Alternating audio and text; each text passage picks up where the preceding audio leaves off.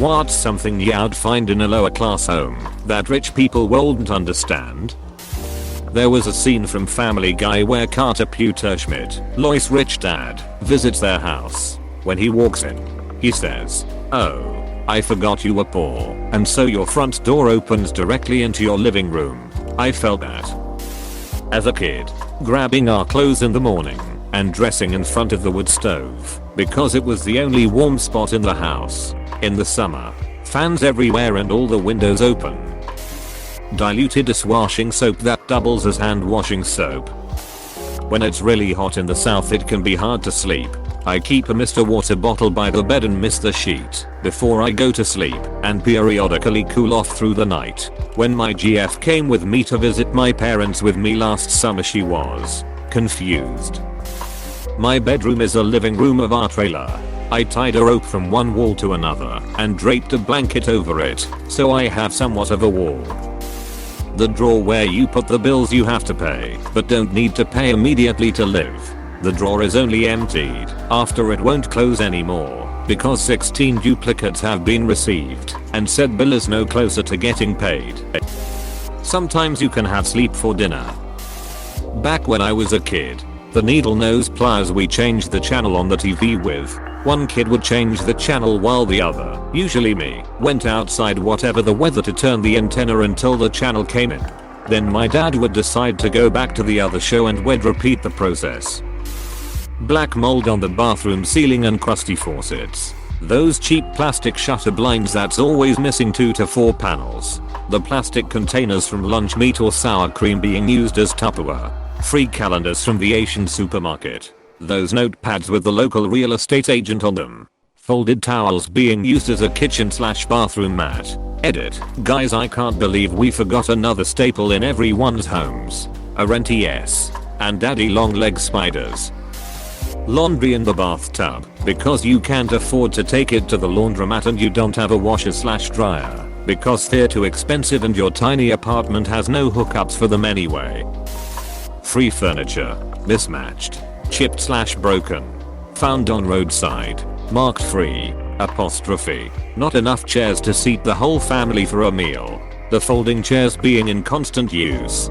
Buying office chairs used for $15-20 and making them last 5 years. Edit. I'm sure you'll understand that among all my free furniture, every family member has a phone and a laptop. We have a comfy game room in our 5 years old suburban home. 5 consoles. Priorities. Yeah, no. Extension cord connected to another extension cord with a multiple power plug adapter with too many electronic devices connected to it. The gallon water jugs in the bathroom to shower fill the toilet because the water got shut off again, lol. That thing in the kitchen where you store the things you might need but you never do, but you can't bring yourself to get rid of the stuff. And one plastic grocery bag stuffed full of other grocery balls. Not necessarily lower class, but a lot of working class. Buying kids clothes that are too big so they last a couple years. Edit. I'm so glad that other people could relate. Also, thank you for the award. Kind stranger. Exclamation mark. Hamburgers using sliced bread. My ex was wealthy and never understood why I don't answer phone numbers I don't recognize. We just never did that at my house and now I understand it was probably to avoid debt collectors.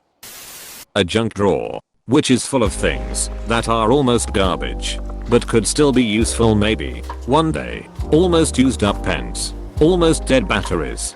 Plastic bags. The last of the tape. A pair of scissors with half its handle broken off, but can still be used to cut maybe. A broken ruler. Pencil sharpeners. Old needles and old spools of thread you won't remember you even have when you want thread. You'll just go out and buy some more. Countless paper clips. Those paper binder things too. For some odd reason near wax sticks. Random cotton balls and bandages. Rubber bands. Single keys you have no clue open what. What I do know about junk drawers is that you don't just go diving in looking for what you want. That's an easy way to get your finger pricked on some random thumbtack or rusty egg. You respect the junk drawer. You push its items to the side, purposefully and considerately, until it decides to yield the item you were seeking. So when I moved into my new house, I asked my so where we should put the everything drawer. I got a weird look and no response. We still don't have one. I don't know where to look for pens. It's been years. Please help. Aunts, uncles and grandparents, all living together. In the third world, the lower class has more tighter family relationship, while the richer ones often distance themselves from each other. It's quite noticeable in my family. My father comes from an upper mid class and my mother comes from the lower class. My cousins from my dad's are always busy with their high paying jobs and I rarely see them, and never really interact much when I meet them. I'm quite close to my cousins from my mom's cause they often visit and we always meet during traditional / religious holidays etc. The knowledge of housing insecurity. More specifically the pit in my stomach, how long will we be here until we move again feeling. My family moved constantly, rarely staying in an apartment for more than a few months at a time. We rotated between my grandparents' house and cheap apartments. I stopped keeping track of the moves after the 20th move. We lost a lot of our possessions because of this, and I never made many friends because I wasn't in a place long enough to build solid relationships. The upside of this is I can pack an entire bedroom in about an hour and an apartment in a full day. Also, now that I'm grown and have stable housing of my own, my husband doesn't understand why I sometimes like to just sit at home and do nothing. I'm appreciating the fact that I have a stable life and it makes me happy and proud. Bag with more bags. That one fancy shirt that got too old to go out with, so it turned into a house shirt that got too old for house shirt, so it turned into a pyjama that got too old for a pyjama, so it turned into a cloth to clean tables that got too old to clean tables, so it turned into a cloth to clean the floor. Multiple, uninsured, unregistered, uninspected, broken down cars that show no sign of restoration, mismatching lawn furniture, front yard, an above ground pool, several grills, smokers, a chain link fence around the property with a snarling Rottweiler, a sign that says something about forget the guns, beware of owner on the front door, a bright red sticker from code enforcement stuck to the front window, a pink flamingo, welcome to Florida. When I was a kid we were super poor. One memory I have is when we put up a Christmas tree we didn't have extra money for decorations or lights. So me and my mom popped some popcorn and started to string it with a needle and thread. We did enough to make it look semi-decorated. We went to bed for the night and when we woke up the mice had eaten all the popcorn off the tree. That was the same year all I got for Christmas was a He-Man puzzle. Tons of random promotional items, free pens, scrap pads, frisbee, back scratcher, stress ball, etc. And yes, I came up with this quick list glancing around my dad's house while sitting here.